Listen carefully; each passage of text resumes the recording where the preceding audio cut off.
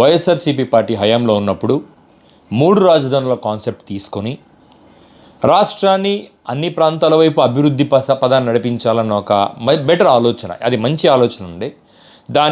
ఆ మంచి ఆలోచనలో వైసీపీ వాళ్ళు ఏం చేశారంటే, ఒక బ్యూటిఫుల్ వైన్లో లోకల్ సరుకు మిక్స్ చేసినట్టుగా లేదా చీప్ లిక్కర్ మిక్స్ చేసినట్టుగా సౌత్ ఆఫ్రికా అనే కాన్సెప్ట్ని మిక్స్ చేశారు. ఈ సౌత్ ఆఫ్రికా అనే పేరు it showed a negative tendency. ఆ నెగిటివ్ టెండెన్సీ వల్ల వాళ్ళు తలపెట్టిన ఒక మంచి కార్యక్రమం కూడా అదొక ఫెయిల్యూర్ కార్యక్రమంగా టీడీపీ ప్రొజెక్ట్ చేయటం, అమరావతి ప్రాంత ఎమోషన్స్ని, వాళ్ళ మహిళల రైతుల ఎమోషన్స్ని వెనకుండి ఫినాన్షియల్ సపోర్టు, లీగల్ సపోర్ట్ ఇచ్చి నడిపించిన టీడీపీ, ఈ అన్ని ఫ్యాక్టర్స్ కలిపి 2024లో వైసీపీ పతనం అవటం జరిగింది. రాజకీయాల్లో ఏ పార్టీ అయినా తాను తప్పులు చేస్తే మళ్ళీ నెక్స్ట్ 5 ఏళ్లలో రెట్రాస్పెక్ట్ చేసుకుంటూ ముందుకు వెళ్తాయి. సో ఇదే పదాన వైఎస్ జగన్మోహన్ రెడ్డి గారు ఎప్పటికప్పుడు తాను చేసిన తప్పుల్ని సరిదిద్దుకుంటూ, సహజమండి, మనుషులన్నాక తప్పులు చేస్తారు. ఫస్ట్ టైం సీఎం, తప్పులు జరగచ్చు. అటువంటి తప్పుల్ని సరిదిద్దుకోనివాడు తప్పుడు మూర్ఖుడు. కానీ జగన్మోహన్ రెడ్డి గారు, యాజ్ పర్ మై నాలెడ్జ్, క్రమంగా తప్పులు సరి చేసుకుంటూ పోతున్నారు. సమాజం పట్ల కానీ పార్టీ అంతర్గతంగా కానీ ఎటువంటి తప్పులు జరిగాయి వాటిని సరి చేసుకుంటూ పోవడం జరుగుతుంది. ఇప్పుడు టీడీపీ వంతు వచ్చింది.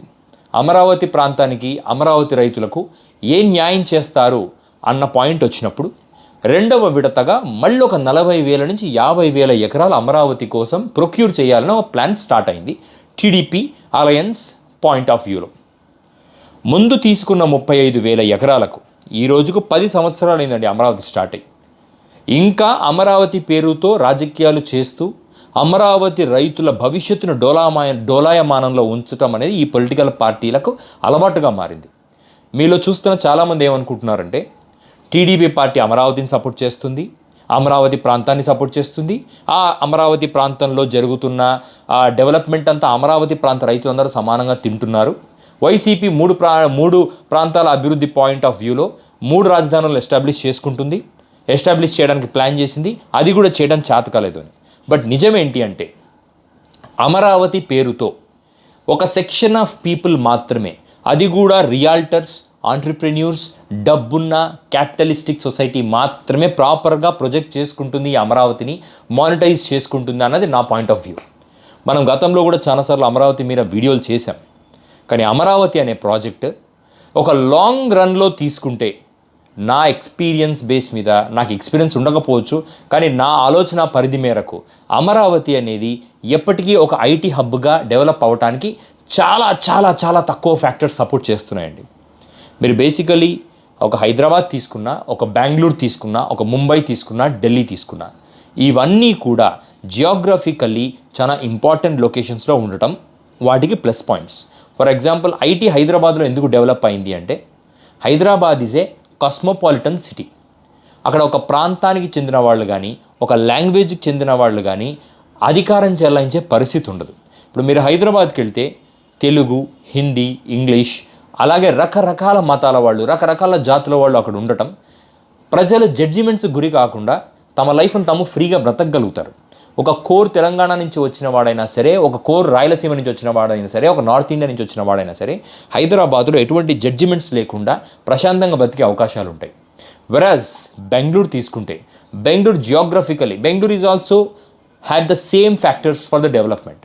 బెంగళూరులో కూడా ఎవడు జడ్జిమెంట్కి గురవ్వడు. ఏ ప్రాంతం నుంచి వచ్చినా తన జీవితం తను ప్రశాంతంగా జీవించడానికి బెంగళూరు కూడా మంచి ఫ్యాక్టర్స్ అవకాశం ఉన్నాయి. Near by long destination resorts కానీ, లాంగ్ డెస్టినేషన్ మన వెస్టర్న్ ఘాట్స్కి దగ్గర ఉండటం కానీ, ఆ చల్లదనం కానీ, వీటన్నిటికీ అట్రాక్ట్ అయ్యి హయ్యెస్ట్ ప్యాకేజెస్ ఆఫర్ చేయబడతాయి. ఈరోజు బెంగళూరు గురించి మనం చాలా న్యూస్ వింటున్నాం, ఎందుకంటే అక్కడ కన్నడగా ఇష్యూస్ వస్తున్నాయి.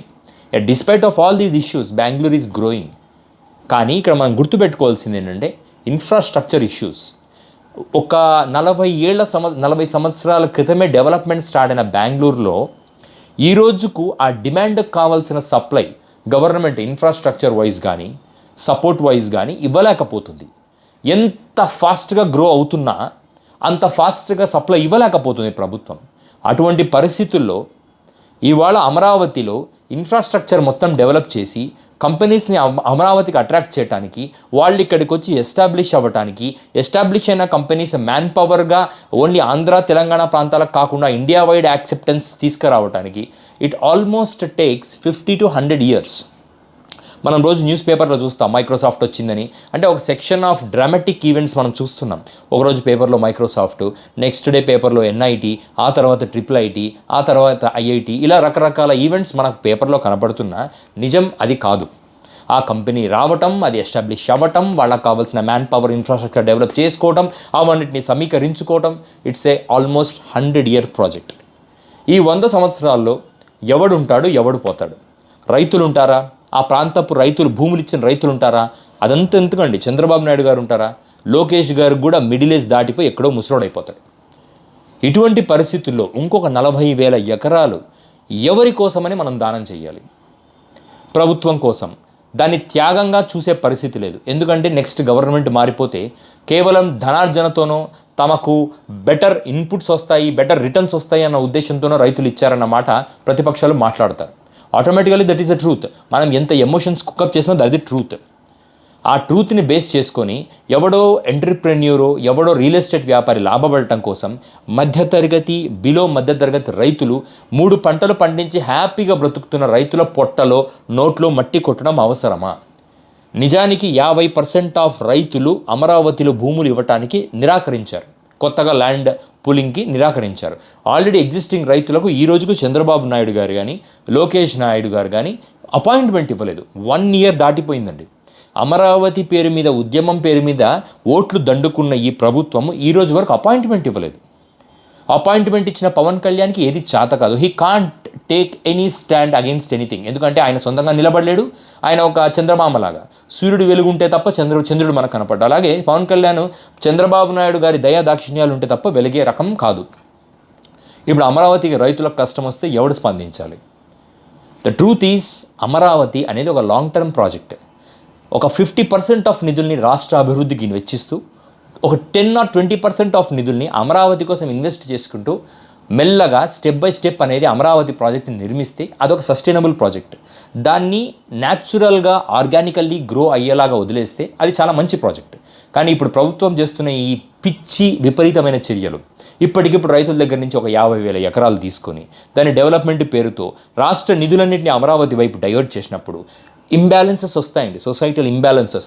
రాయలసీమ వాడికి కడుపులో కాలుతుంది. ఆల్రెడీ ఆకలితో పంటలు పండక, పండిన పంట అమ్ముకోలేక ఇంటర్నేషనల్ మార్కెట్ డౌన్ అయిపోయి ఇండియన్ మార్కెట్ చాలా అన్స్టేబుల్గా ఉన్న పరిస్థితిలో రైతులు ఇబ్బంది పడుతుంటే వాళ్ళ కడుపు కొట్టి వాళ్ళకు రావాల్సిన బేసిక్ సబ్సిడీలు అప్పు పెట్టి ఆ డబ్బు తీసుకుపోయి అమరావతిలో 15-20 వేల కోట్ల అప్పులు తీసుకొచ్చి అమరావతిలో 10 అంతస్తుల 20 అంతస్తుల బిల్డింగులు కట్టి ప్రపంచానికి ఇదిగో నేను అమరావతిని కట్టాను అని చెప్పుకునే సైకిక్ ఒక మెంటాలిటీ తప్పించి రాష్ట్ర సమగ్రాభివృద్ధిలో ఇది పాత్ర పోషించదు.